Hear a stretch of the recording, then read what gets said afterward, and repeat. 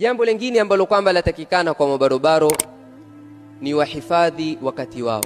Shairi atuambia walwaqtu anfasu ma unita bihifdhihi wa arahu ashala ma alayka yadhi'u.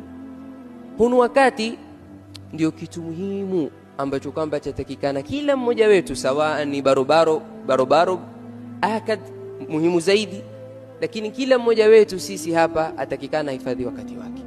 Lakini shairi atuambia wa arahu, lakini vile vile naona hunu wakati ashala ma alayka yadhi'u, hunu wakati hukupotea bila kuhisi, na hasatan katika zama zetu tunaoishi.